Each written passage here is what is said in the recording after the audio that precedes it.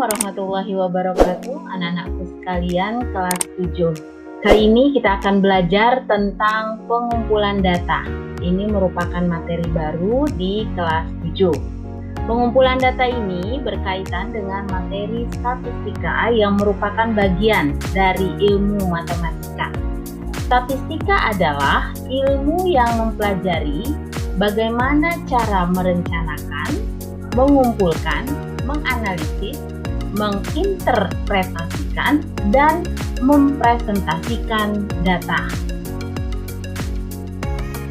Statistika meliputi 3 hal, yaitu pengumpulan data, penyajian data, dan pengolahan data.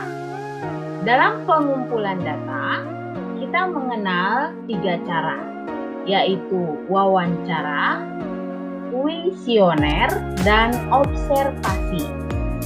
Wawancara merupakan cara pengumpulan data, yaitu dengan mengajukan pertanyaan secara langsung kepada narasumber, ya. Jadi kepada si pemberi data. Kemudian yang kedua adalah kuesioner, yaitu cara mengumpulkan data dengan mengirim daftar pertanyaan kepada narasumber.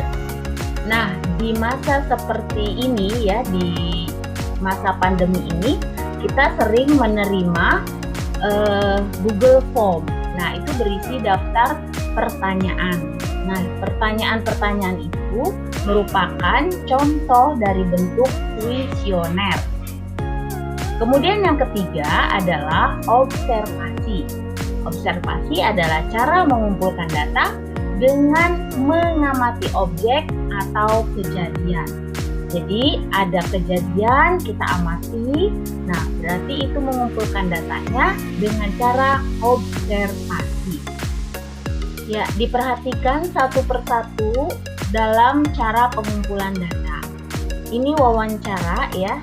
Misalnya adalah data tentang keadaan kondisi suatu keluarga yang tinggal di daerah perkotaan yang sangat padat dan satu keluarga yang tinggal di daerah pedesaan. Maka kalian dapat mendatangi kedua keluarga tersebut dan melakukan wawancara langsung kepada anggota keluarga di masing-masing daerah tersebut.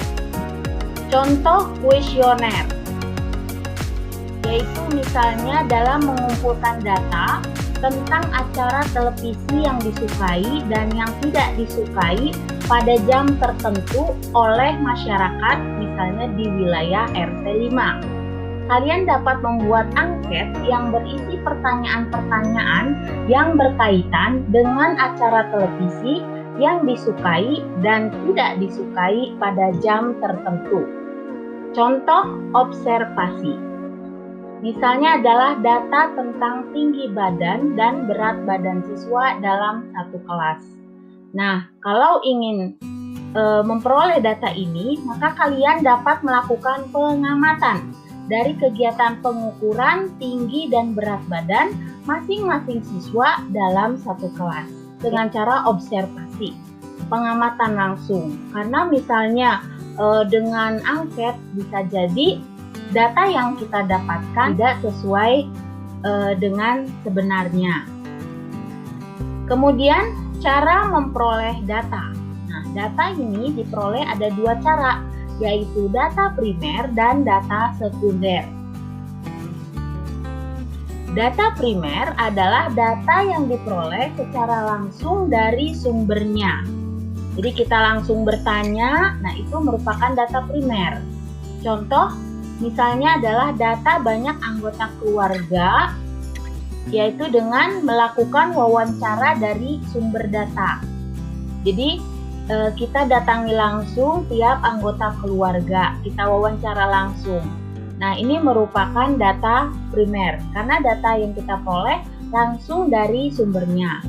Atau misalnya data mata pelajaran yang disukai dengan memberikan angket kepada siswa yang akan menjadi sumber data. Kemudian data tinggi badan, yaitu dengan melakukan pengamatan pengukuran tinggi badan. Ya, Nah, ini merupakan contoh-contoh data primer. Nah, bagaimana dengan contoh data sekunder? Nah, data sekunder yaitu data yang diperoleh secara tidak langsung. Jadi diperoleh dari pihak lain. Contohnya, misalnya kita ingin mengetahui data tentang nilai kurs rupiah. Nah, itu kita peroleh dari BPS, Badan Pusat Statistik. Atau misalnya kita ingin memperoleh data banyaknya siswa SMP dalam satu kota atau kabupaten, maka kita datangi Dinas Pendidikan untuk memperoleh data tersebut. Dan yang ketiga, contoh dari data sekunder, misalnya adalah data banyaknya penduduk pada suatu desa. Nah, kita dapat mendatangi kelurahan setempat untuk memperoleh data tersebut, ya. Demikianlah anak-anak yang kita bisa pelajari pada kali ini, yaitu tentang cara memperoleh data.